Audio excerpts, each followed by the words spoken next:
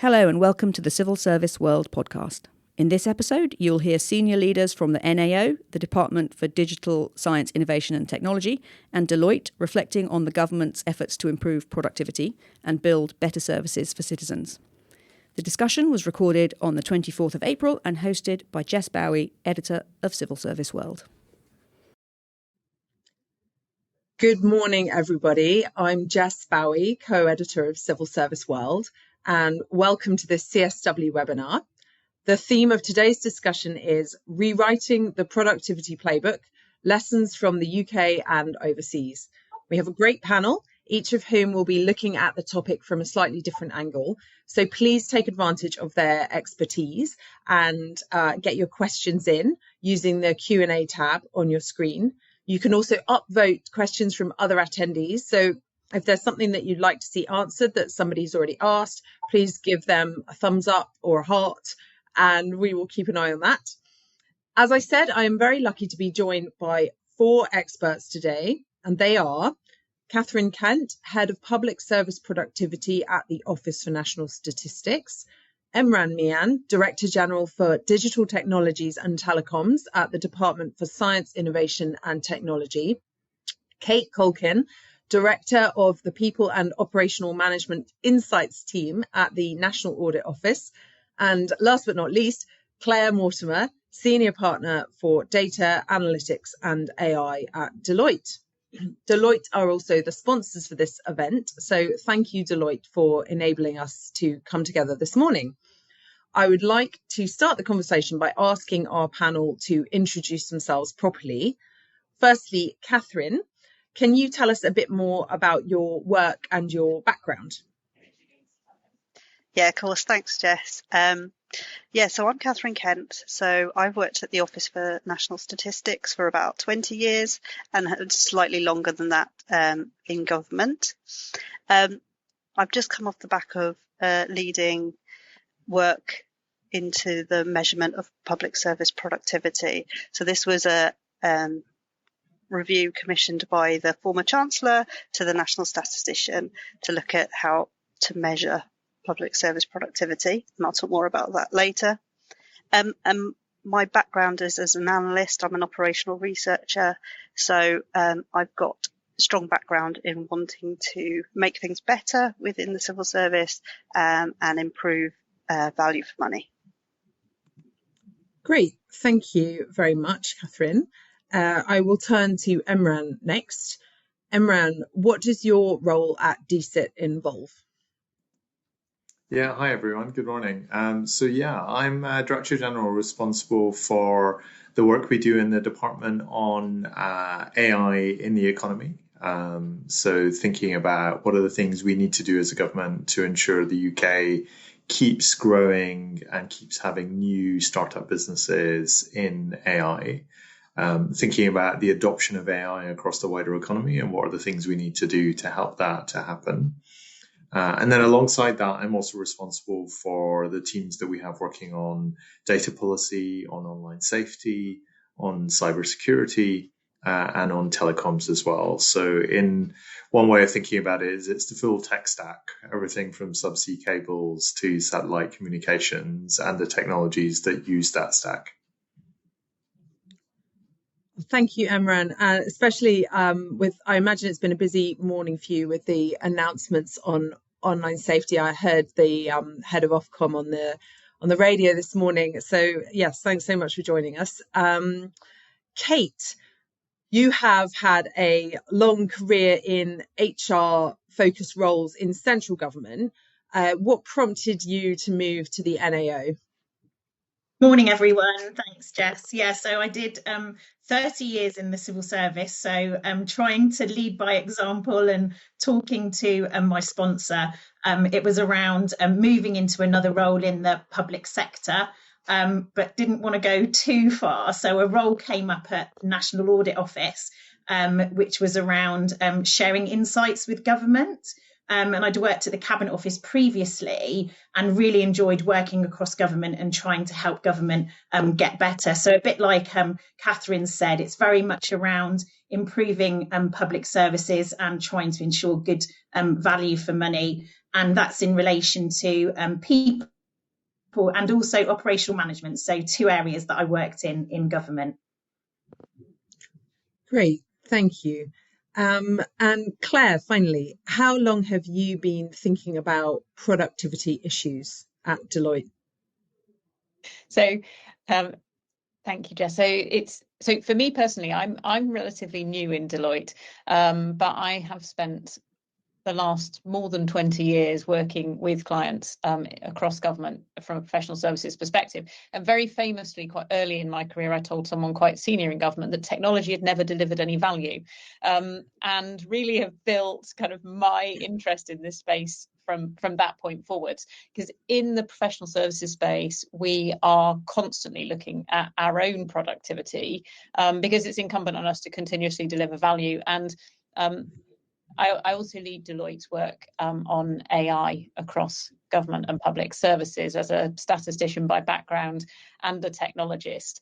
The moment when everybody suddenly started talking about AI, but a couple of years ago, like all day, every day, was a really exciting one for me. And it's been a really big focus for us to make sure that we are investing to give our people access to the tools and the confidence and skills to use them in a way which is safe and secure. In our business, our license to operate is the trust of our clients, in the same way as in public service, and most of our government services have that kind of reliance on public trust to be able to deliver what they do. So it's been really important for us to not just give people the tools, but also to give them those tools in a way that they can confidently use them in their delivery. So it's been a big focus for the last couple of years, but it's really been the last 20 and more years of my life helping government to make more use of the information, data and technology that it has. Okay, great. Thank you so much. So we've got a few talking points or suggested talking points for today's discussion, although I'm sure we'll have a wide-ranging and freewheeling conversation. But just to kick us off, I'm going to ask the panel to consider the first of our talking points, which is why advancements in technology don't always translate into productivity gains, and what organisations can do to close the gap. So I'm going to go to you, Claire. What are your thoughts on that one? So, well, I touched on it a little bit. I think often, particularly our government clients and government organisations, are nervous about adopting things. I see great enthusiasm, but there's always a reason why things are hard. And so I think often we have the same problem inside Deloitte, that maintaining that trust and giving our people confidence to do things differently is actually very difficult when you're measured every day on actually the output that you deliver. So I think there's a really interesting opportunity for us, rather than looking at why doesn't the technology deliver productivity, actually looking at other places where to say and ask ourselves, how can the technologies that are available to us now enable us to do something differently? And we do work obviously across all different geographies, and I think there's a great opportunity, in the same way as we did with the digital agenda, to look perhaps at some of those smaller nations where things are often simpler, and genuinely are simpler. Things are a little bit more greenfield, but actually to take that kind of test and learn approach and say, well, can we consider some of those smaller economies to be, that kind of small scale pilot that actually we from a UK perspective can take and build on and learn from. So we use that as our kind of starter and learn those lessons and then build forward, rather than having to necessarily start everything for the first time in the UK. So I think there's a lot that we can learn. We've been working, for example, in Ireland, largely around automation. So it's not the new shiny technologies that we've seen really come to the fore over the last few years, but actually huge gains have been made across lots of services in both public sector and in the commercial world with automation over the last few years. Lots of those things, when people started, either because the data wasn't available, the systems didn't talk to each other, or the technology really wasn't very, very good, were hard. but actually over time that there's been huge progress made, and I think there's a massive opportunity for us to learn from those things and now take the fact that everybody is looking for change, to really kind of build from that and allow the technologies to create perhaps a catalyst to some of the conversations that we would all like to have. So that's where I would start. Great. That's fascinating. Kate, I'm going to come to you next. What's your take on why technological advancements don't always translate into productivity? And I'll start with some of the constraints, but try and kind of give you some of the good practice that we've seen as well. But like Claire, a lot of this is around data issues, legacy systems in government. Making changes quite difficult. So we've seen some good examples from the customer perspective. So I think everyone's probably had a good experience with passports. Getting a new passport is really, really smooth, really quick. Everything's done online, but perhaps behind the scenes, it's not quite so smooth for the people that are doing those processes. And my understanding is there's still quite a few sort of workarounds that are in place behind the scenes because of some of the technical issues with the case management systems. So I think there needs to be a focus on both the people that are working with those systems, but also the cost as well. Where can we take cost out of the system? So a simple example that we found, which is in one of our good practice guides on managing demand, was a really simple example from HMRC, where they've put in place SMS messaging to keep customers informed in terms of what's happening with their case. And they reduced customer contact by 18% and customer satisfaction went up by 7%. And my understanding on that one is there aren't massive workarounds behind the scenes for the staff dealing with those processes. So I think that's definitely something to have a think about. And just sharing this good practice. We're doing a lessons learned piece at the moment on operational delivery for better services for customers.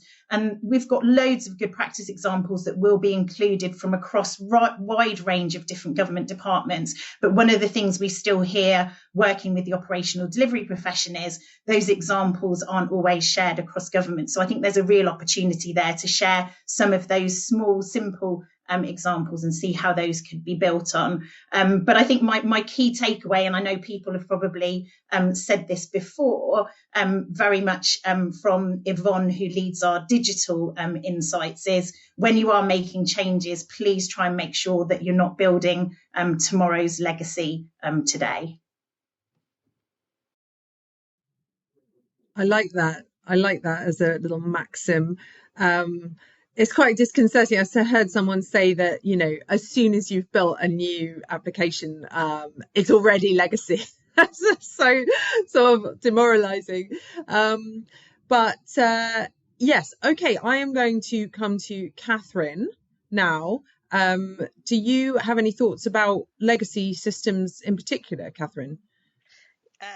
Reflecting on what Kate just said about legacy, I think working for a statistical organisation, when we work with other countries around the world, it's often easier to start from scratch. In the UK, obviously, we have very well developed systems, but of course, it can sometimes be harder to build on top of what we've already got. So, that's one reflection. I'd also reflect on the examples of best practice, that should be applauded. And I think it's important to recognise there is good practice happening across, and the more we can do to learn from those, the better. But also, maybe one final thought is that productivity is a long-term thing.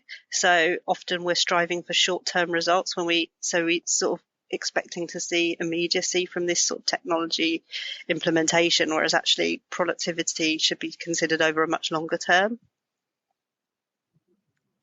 Great.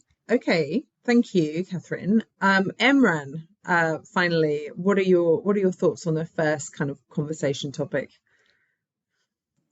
Yeah, so I wonder if I might just sort of take a slight step back and think about the kind of, a lot of what I'm trying to do and my teams are trying to do and ministers are trying to do is think about what is the UK like as a place where we're going to see AI and digital technology continue to drive lots of productivity improvements and lots of growth opportunities.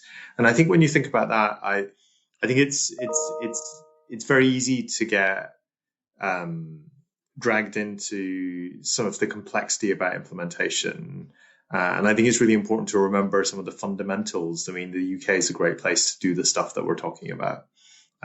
We've got incredible pools of talent, great universities, great firms in some of the adjacent areas that are going to be needed to bring AI and digital technology through into the economy.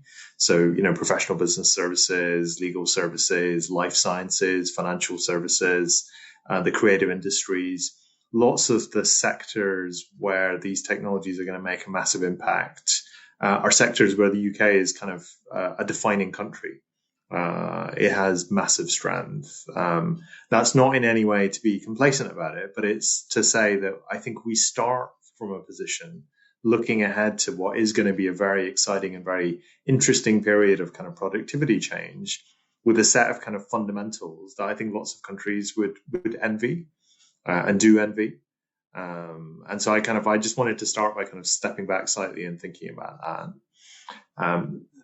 Equally, though, there are some things that we've often found more difficult as a country that I think we're going to have to really lean into addressing as part of rewriting the productivity playbook over the next while.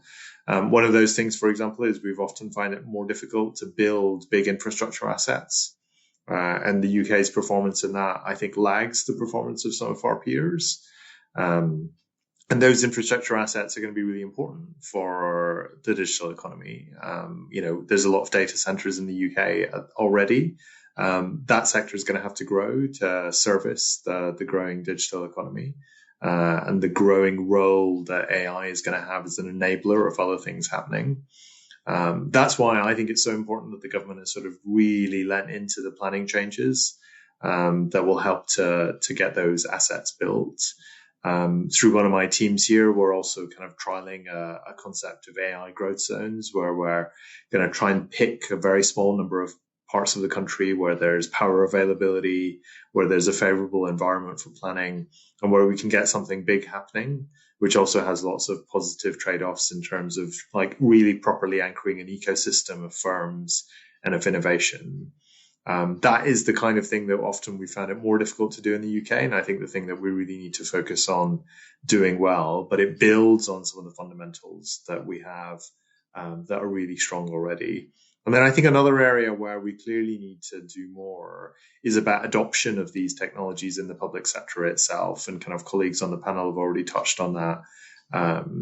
And again, I'm seeing us kind of start to do some really positive things here. Just to pick one example, gov.uk, which is the platform through which, kind of many, if not most citizens will engage with government services. And the same is true for businesses. We are currently trialing what we think is a kind of really cutting edge AI chatbot for people to be able to interact with the information and the advice that's available on gov.uk. We're trialing that with businesses, with small businesses in particular, getting really good results from it. And if that journey kind of continues in the really positive way that it started, I feel like we're on the cusp of a really transformational moment in terms of how citizens are able to access government services. And when you think about where AI is now going in terms of more agentic systems, you can easily envisage a world, if we make the right technology choices and properly lean into this change, where citizens are able to interact with an AI agent on a platform like gov.uk and have that AI agent complete forms for them. So massive kind of time savings for citizens, massive speed improvements for the citizen, but also for the public service itself, who's then going to be dealing with far fewer calls in, far less physical correspondence, because so much more of that interaction with the citizen is going to be done in a way that is productivity enhancing for the citizen as well as for the public service itself. Now, there's a lot of hard work needed to get all of this stuff right. But I think I'm feeling really positive about the start that we've been able to make over the last few months. Brilliant. And I'm going to be really mean, Emran. I'm going to ask you just what you think about civil service productivity specifically, rather than, sort of the impacts for the economy at large, and why you think maybe sometimes the technology hasn't translated into productivity gains. Yeah, so and kind of colleagues may be better placed to kind of think about this than me, but I think we do have this kind of age-old problem of how best to measure productivity in the kind of work that someone like me does, or that happens in a lot of public services. But that isn't in any way a get out. I think that's a genuine challenge of sort of measurement and how do we track what improvement looks like. I think kind of part of what's we haven't quite cracked in the past is we've dealt with legacy systems and we've not been able to modernize legacy systems quickly enough. I think that's definitely an issue, and an issue that we need to lean into with this wave of change. I think another issue is sometimes been that we haven't sort of invested for the long term. So if there hasn't been a quick payoff, then we haven't been ready to kind of go on the journey that would require 2 or 3 years to pay off in full. And again, I think kind of, especially with the government that is at the beginning of its term and has got us, quite a long stretch ahead of it, just on the cusp of a spending review where we're going to set budgets for the next 3 years. Again, all of that, I think means we've got a proper opportunity to address that and plan to make change and invest in making change over the right sort of time period. And then I think the final factor I'd say is there's a cultural issue here. Civil servants and indeed ministers are not always rewarded for innovation. And in fact, there's quite a lot of risk involved for civil servants and ministers in innovation. Like, the incentives are quite asymmetric. If it goes well, I don't think the rewards of that are particularly clear. If it goes badly, then the way that plays out is very clear. And lots of people have had experience of that. So I think that just requires some cultural boldness on the part of civil servants and ministers of saying there is a big wave of change here and we want to be part of it. And yes, there's some asymmetric risk for us in going into that, but we've got to go into it. And I think the thing that sort of helps us to go into it is the fact that the scale of the change, I think, means we have little choice. I think the public finances backdrop means that we have little choice. And then, frankly, I think there's also a really important thing about people within the government wanting to work differently. And I'm not sure that's been there before, but that feeling is definitely there now. People are seeing the productivity improvements and the ease of use that's coming from using some of these tools in their personal lives, and they're seeing their colleagues use them in other sectors. And I think we really want it this time. And I think that's going to be another factor for why I think we're going to do a better job of the change this time. That's really interesting. Thank you, Emran. We've got, I think we're going to move on in a minute to leadership and the importance of organizational culture to productivity outcomes. But does anybody want to come in quickly on anything that Emran has just said?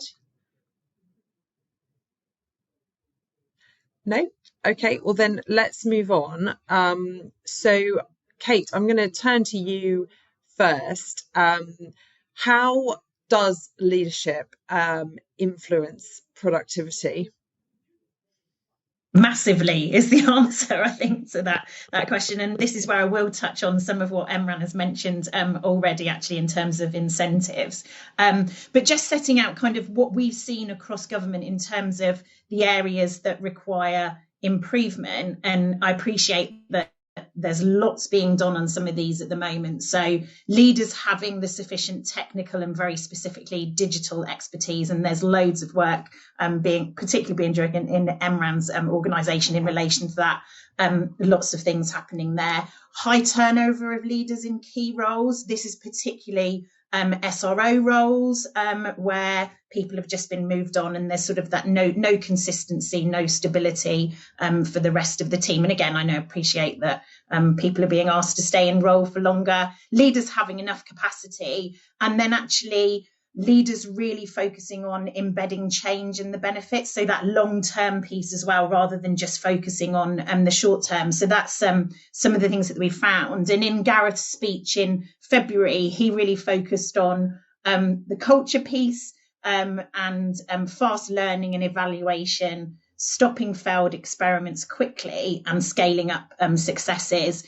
And that leads a little bit on to ensuring that there's good prioritization as well, to ensure that we are taking forward the right things and not trying to do everything at once. So one of the things that we picked up on a leadership report I did a couple of years ago was being really clear on the expectations of leaders and setting that out clearly. And that, I think, is something that the Cabinet Office are looking at, and some new expectations and standards will be published shortly, I think, for leaders within the civil service.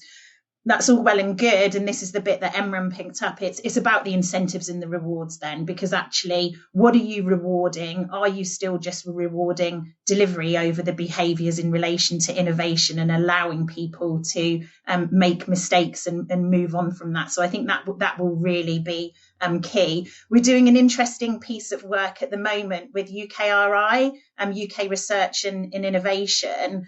We have a report that's publishing in the next couple of months, where looking at how you can incentivise risk taking within UKRI and the kind of culture that you need around that. So I think that will be an interesting read when it's published in a couple of months' time. Absolutely. We will look out for that. Thank you. Claire, did you want to come in on organisational culture? Yeah, I think one of the things that we often talk about legacy when we talk about reasons that productivity is hard to achieve. And people always assume that when we talk about legacy, we mean technology. And often I think it's important to remember there's a lot of legacy process that the technology was built to support. And also there is such a fascinating moment in the workforce at the moment where we've got a really diverse set of people who have had really diverse career experiences. So there are people who started work 3 or 4 decades ago, who started work in a completely different world, but have tremendous knowledge of the policies and the work that is being delivered. You have people who started work in the last 10 years who grew up with touchscreens and digital systems, but actually don't have that same depth of knowledge. They've got great confidence to exactly to your point, Kate, right, to take risks and just try something. Even those of us who are a little bit older will remember the days when you needed a 6-year-old to program the video recorder. Actually, that's the world that we're in at the moment. And that what we've seen working, particularly in the financial services sector, if you look at the contact center shifts that have been made in financial services, they've made huge moves towards digital channels and a lot of AI-enabled kind of chat services. But a lot of those services actually are not built by the digital natives. They're built by the people who really understand what is it that people contact for and how do you solve their problems. So it is the opportunity here, and this is where having the leadership strength and confidence to put those two pieces together and recognize the differential value that everyone in the workforce has because of the experience that they've had to this point on their journey, and finding a way to bring those together so that people can take risks, but also so that everybody feels really valued. It's easy for us to talk about innovation and digital and think that's something that automatically values people who are earlier in their career journey over people who are later in their career journey. But the true value from innovation and that drive for change comes from the combination of both. Yeah, that's really interesting. What's the phrase that is always bandied around? Interdisciplinary teams, or so. And I suppose that intergenerational teams as well. It's that multi-generational workforce is the opportunity for us at the moment. It's such an exciting time.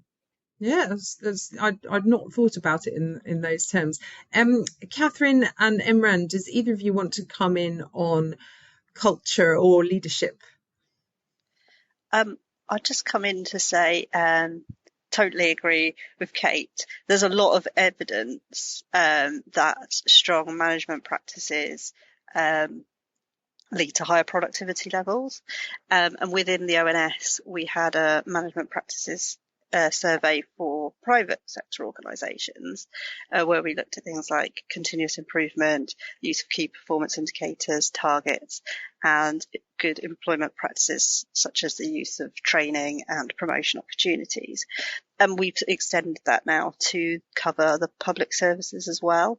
And it's in the pilot stage, but results are fairly comparable between private and public. So I think that there is a clear link between the two. So this whole question is very important here, to get to the nub of, well, how do you improve those management practices in order to improve productivity? Great. Emran, unless you've got anything to add on culture, we could move on to the challenges of tracking productivity. But so this is our kind of final talking point. And just a reminder to everyone to get your questions in for the final quarter of an hour will be our kind of Q&A section.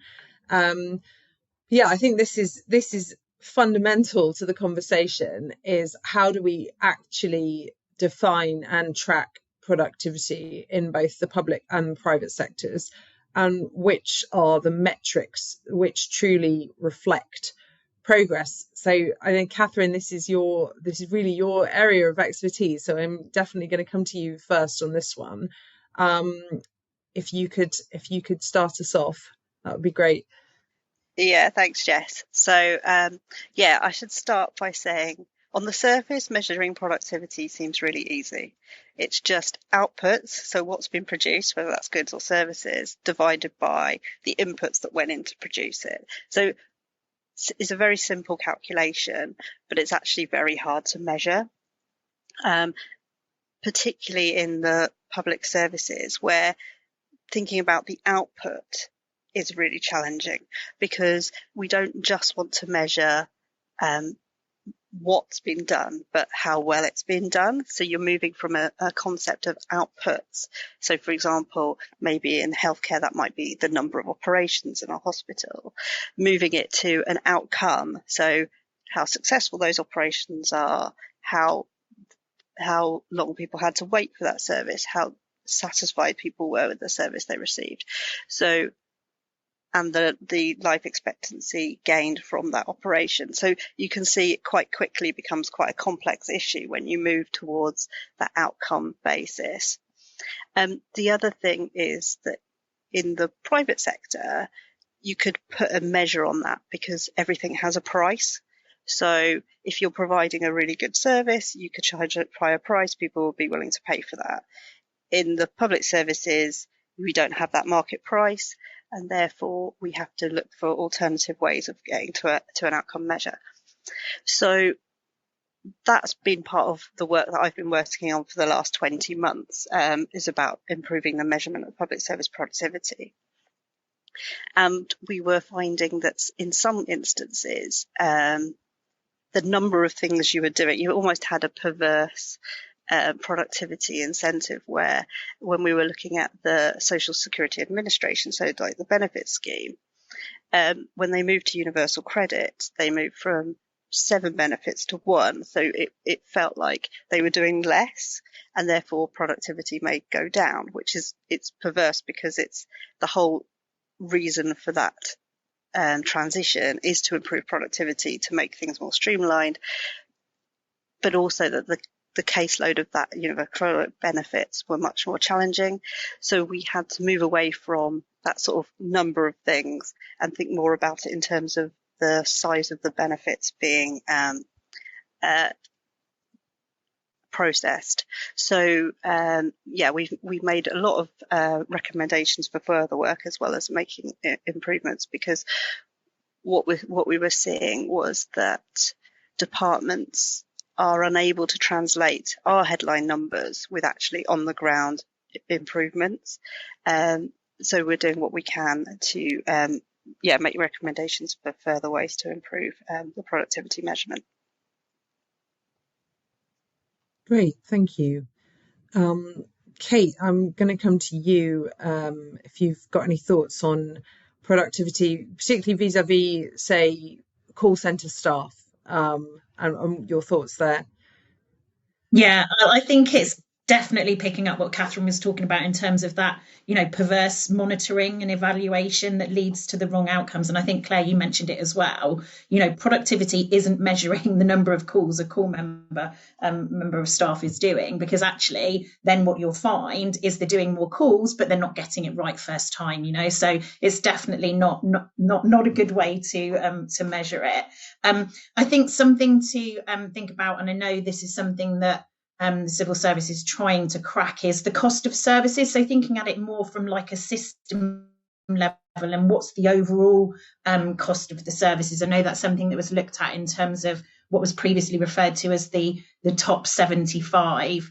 But as Katherine said, it's difficult in terms of outcomes. What's the outcome you're trying to achieve?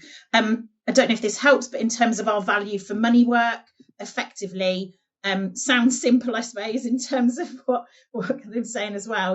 It's the optimal use of resources to achieve the intended outcomes. And we look at resources in terms of economy, efficiency, and effectiveness.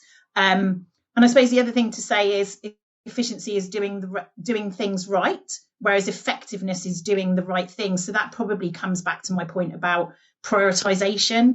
So prioritizing the right things to do and actually stopping things that aren't getting the outcome that you want, which again I know is difficult, but that was one of the key lessons that came up we did a piece of work on planning and spending in government.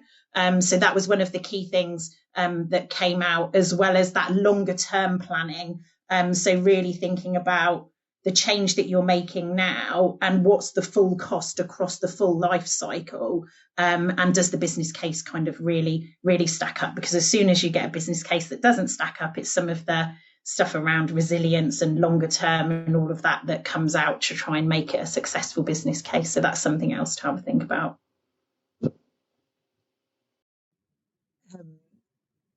Claire, I'm going to come to you because in our conversations before, you gave a really interesting example about call centres in the insurance industry. And I was just wondering if you could tell us that, and also, add any thoughts about kind of tracking productivity in both the public and the private sectors. Yeah, certainly. And so when I've done previous work in the insurance industry, and one of the things there, so some companies take an approach exactly as you describe of measuring how many calls an individual handles, and others take an outcomes basis. And one of the things that we observed working across a number of different insurance companies was that actually the organisations who tracked on the basis of number of calls actually spent more on the claims than those who tracked on the cost that was generated by those contact handlers. So basically, if my job is to get through as many calls as I can, the easy way to get someone off the phone is just to say, yes, brilliant, we'll pay the claim. And actually, therefore, you end up spending more than you do when you can spend the time to explore a claim with someone and get the claim right. It's not to say that you reject claims, but actually you get the claim logged at the right level. And there's some really interesting behaviour actually when the insurance industry moved towards a lot of kind of chatbot driven things, the behaviour that people exhibit when they're interacting with the chatbot is different than when they interact with a human. So again, actually people perhaps exaggerate more naturally when they're talking to a chatbot than they do with a human. So again, some companies found that introducing chatbots actually increased their claims cost whilst it took cost out of the call centre itself. So it's really interesting to watch actually, depending on what you're measuring, how does that change the behaviour, not just of your people, but also of the people interacting with those services. So it's really fascinating. And there was one other point, I think, Katherine, you commented, it's gone out of my head now. I'll come back to it, Jess. Sure, absolutely. Does anyone else have anything to add on which metrics are best to use when you're tracking productivity? I think I would just add that this has been a really, really kind of helpful conversation to listen to from sort of people who are much more expert in it than me about how do you go about successful productivity measurement in this space. And I think it's really important that we're sort of having this conversation and trying to improve our understanding of it, because there's also a kind of a really important leadership and cultural choice associated with it, which is this the improvement that I'm choosing to target for the organization that I work in or lead in, rather than something else? And I think kind of as Katherine was saying, often for a private sector organization in particular, those two things will go together because the productivity improvements go to the bottom line. Whereas I think if you're in a different kind of organization, a government organization or indeed a voluntary organization, that isn't necessarily the case. There's other things you could choose to prioritize. And sometimes actually it will be right to prioritize one of the other things. So I think being super, super clear on what do we mean by productivity improvement? How are we measuring it? I think just leads to a much more sophisticated choice and the right choice around the value of that versus the value of something else. And then I think it also avoids us sort of getting into that false dichotomy where sometimes we think the productivity has to be traded off against something else.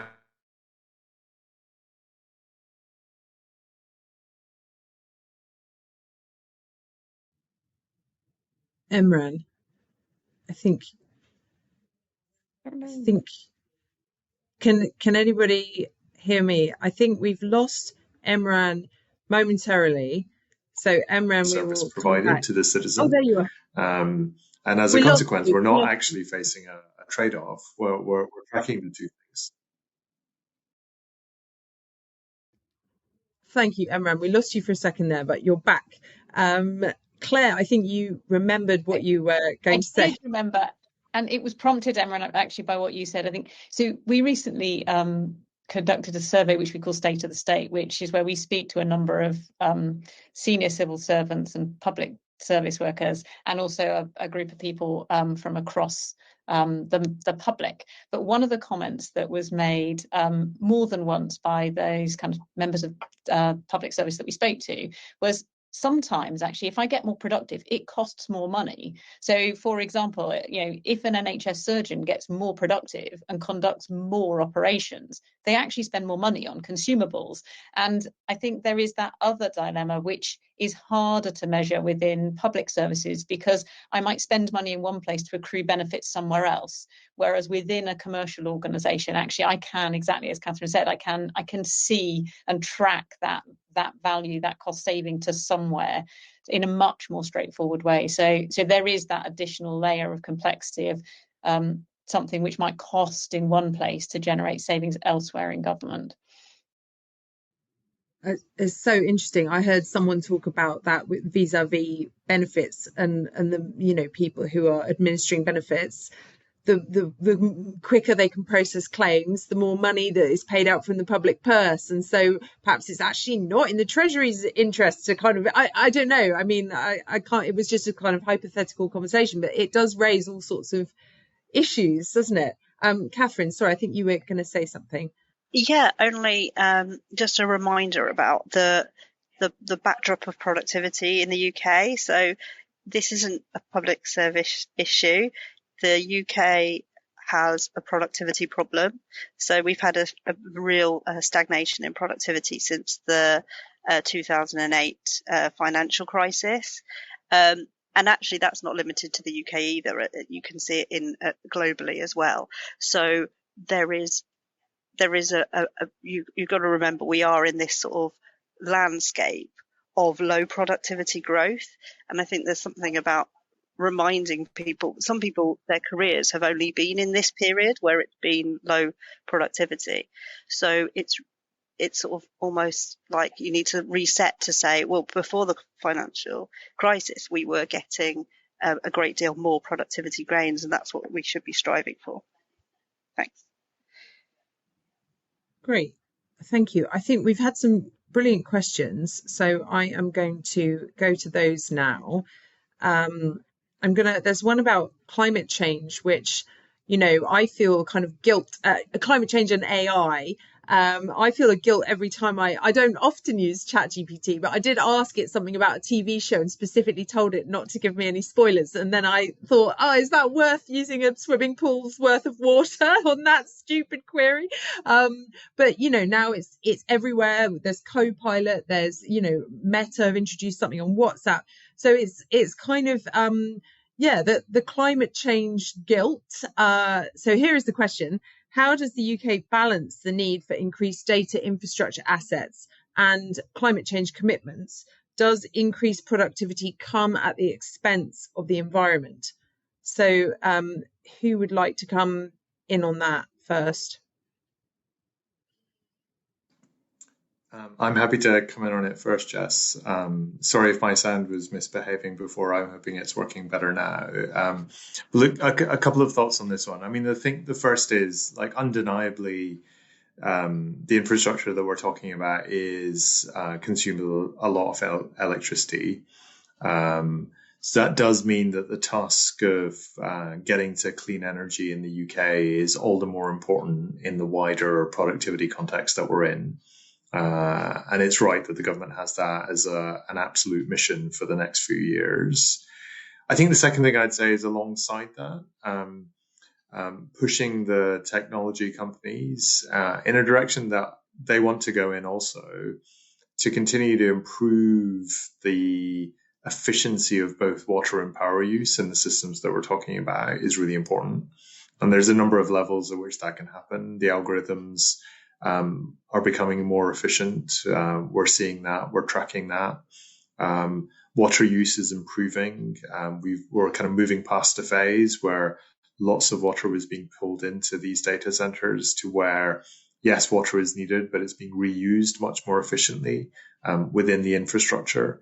And then the similar thing is happening on power efficiency, which is the chips themselves, the means of connecting them, the overall architecture, the power efficiency of it is improving by really quite a lot. We need to keep driving that change and encourage the technology companies to keep driving that change. But I think that, together with the greening of our grid, I think means we've got a good chance here of achieving a win-win.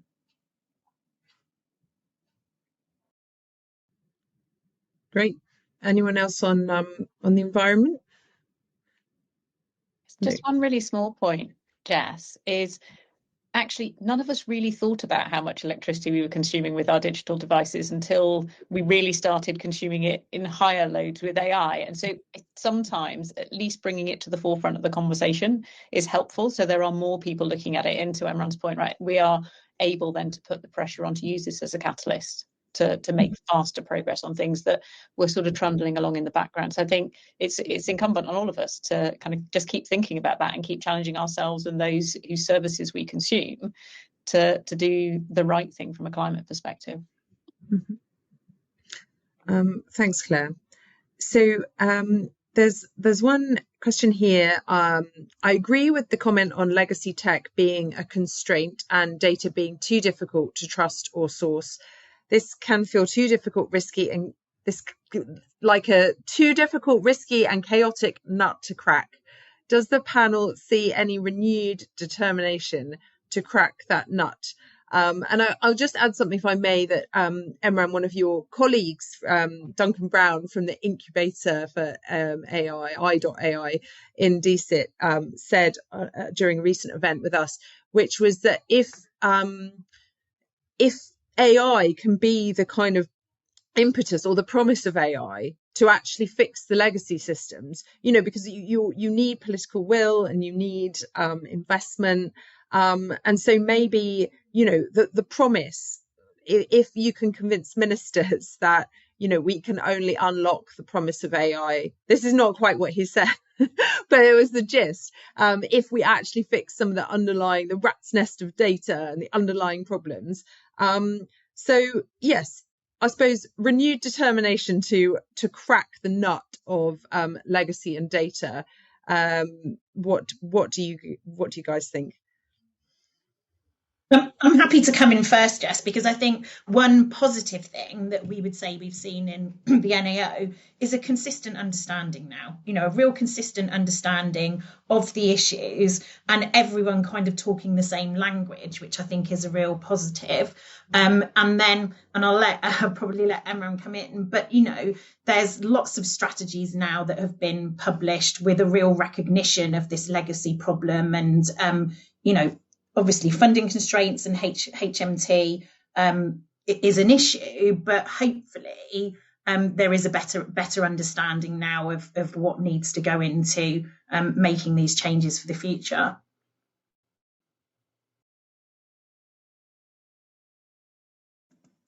I'm happy to pick up on the prompt there. And I think what I'd add to it is, and I'd encourage people to have a look, we published, DSIT published, but it looks across government as a whole, an audit on the kind of the state of digital government at the beginning of the year.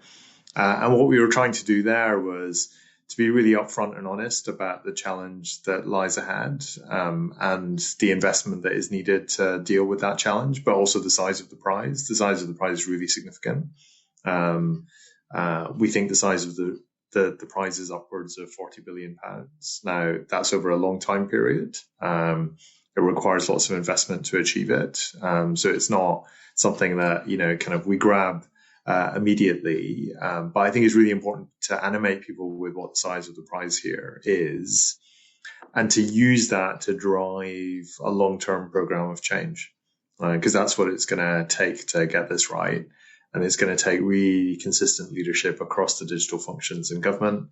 It's going to take real collaboration so that the choices that we're making, the technology choices we're making, are the best ones for individual services, but also interoperable between services. And that the data that those services are creating is then used for other public benefit as well. So the data we're generating in one part of the system genuinely provides benefits to another part of the system. For example, we were just very recently hearing about an example from a local authority who would like to be in a position to much better target some of the local assistance that they provide using the funds available to them, to people living in poverty. But getting the information about winter fuel payments that central government is making is taking them not days or weeks, but months. And as a consequence, the information that they're getting is, a lot of it is out of date by the time that they get it. And so compromises their ability to be able to use it to target what they're doing. And that's the kind of thing where, alongside the technology changes, I think we can kind of deliver lots of citizen benefits. And again, just knowing what the size of those prizes is alongside, I think is really key. Thanks, Emran. We've got a question for Katherine specifically. Can Katherine say anything about how the ONS review of measuring productivity is influencing thinking around the upcoming spending review? Are they listening? Oh, brilliant. Yeah, really good question. I mean, I think I call out the fact that we had a really good engagement throughout the review with departments. So that's definitely something we learned lessons from when a similar review was done about 20 years ago, that it was kind of done a bit more in isolation and there wasn't necessarily the buy-in from departments, whereas this time we made a point of working alongside colleagues to make sure that they recognise the measures and that they can sort of justify it, and they've helped us develop those measures. It is a sort of ongoing process. So as I mentioned, there's still quite a lot of recommendations that are outstanding. We would hope that they will use this definitely, and not just the aggregate measures of productivity, but I mentioned the management practices survey that we launched for the public services, but also we had another pilot study which was around time use, so how people working in public services spend their time, and that had evidence about automation and AI, and we also conducted qualitative research at the same time as well, and so hopefully they'll use some of those results as well in their thinking about how they best move forward. Great, thank you. I'm going to squeeze in one final audience question before we go to our closing remarks. The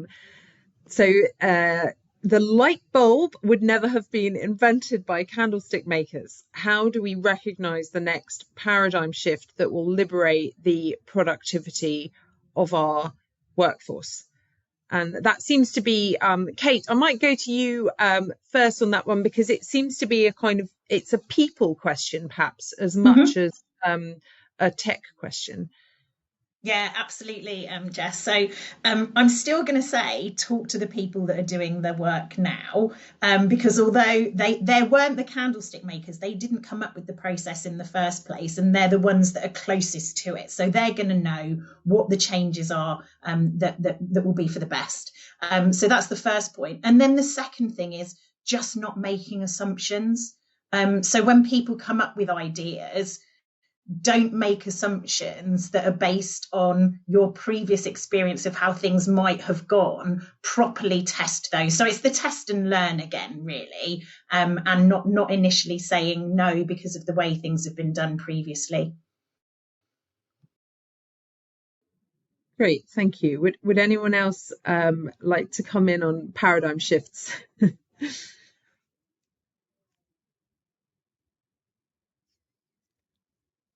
Well, I think we've probably covered a lot about it, and I think, you know, in the multidisciplinary, multi-generational teams as well, and also from a lot of what Emran's saying, it sounds like we're kind of already there, or we're getting there. It's all very exciting. So I am going to ask the panel for their final thoughts. I'm going to give you a choice. You can either answer the following question. If there's one thing that you want the audience to take away from today's conversation, what would it be? Or what is the one thing that the state could do to improve productivity? And so I'm going to give you a choice. I'm going to go to you first, Claire. Take your pick. Can I have two things? If I'm really quick. So firstly, I think it's once described to me as what we need to do when we want to create change is we need to create waves, but also raise the tide. And I think it comes back to something that was said much earlier on, is productivity is not the same as right now cost saving. It is about how do we change what we're doing today in a way which allows us to sustain that and continue to evolve in the future. We're in a period of massive change. The change we've experienced is not done. We're going to have to change not just how we work to adopt what's here now, but actually how do we change the way we think about what we do so that we can continue to take advantage of the opportunities ahead of us. And so my second thing would actually be I guess it's an ask for all of us, whether public or private sector, to challenge ourselves to be open-minded and just question actually what can we do as individuals to support that open-mindedness and that flexibility for the future. What do we need to do to give ourselves the confidence to keep changing? Because that's a hard thing for every individual, wherever you're at in your career journey. Thank you very much, Claire. Emran, what are your final thoughts? Yeah, I think I'm going to build on that and say that I think the question about would the candle makers have invented the light bulb, I think sort of gets me right here in the, you know, I am a candle maker, right? You know, I've become a civil servant at a time in which we did many of the things we've been talking about today very differently, to both how we're already starting to do them, but certainly how we contemplate doing them in the very near future. So I think the important thing for a candle maker like me is I should learn about light bulb making, but more importantly, probably, is allow the light bulb makers into my organization in all kinds of ways, through kind of hiring people, through conversations with the light bulb makers, through contracting with light bulb makers. But I think that openness to change is a really important kind of both a leadership behavior, but also an organizational behavior. Thank you. Great. Katherine, I'll come to you next. What are your final thoughts? Yeah, I suppose I'd like to share sort of my reflections from listening to the rest of the panel, because I have lived in this sort of measurement world for a long time now, and I'm coming away from this conversation with lots of optimism about the future for new technology and new ways of working to improve productivity. So I think I think we shouldn't forget about that, and we should focus on the positives and the potential for this productivity, and it definitely feels achievable to achieve this productivity growth. And my final takeaway would be for everyone to be thinking about outcomes as opposed to just the outputs. So think about what service we want to provide rather than just how we go about doing it. Thanks. Thank you very much. And finally, Kate. Yeah, Katherine, I love that last one. So really quickly, so actually answering both questions, and sorry, I know I've mentioned this today already, but prioritisation, and probably that answers your state question as well, Jess, just getting better at stopping things. And then finally, is from today as well, just sharing ideas, just getting better at sharing ideas and what works well. I think that's going to be a continual one, and we within the NAO in our insights team will hopefully continue to help with that as well and share where we've seen it. Okay, well, sadly, I think we have come to the end of our time, but just to let you know that an on-demand version of this webinar will be available on the Civil Service World website. Thank you so much to everybody tuning in. Hopefully we've had both candle makers and light bulb makers in the audience. And of course to our excellent panelists. Goodbye for now. Thank you for listening to the Civil Service World podcast. Do subscribe so you'll get the next episode right in your feed, along with a range of other informed and informative podcasts from the CSW team.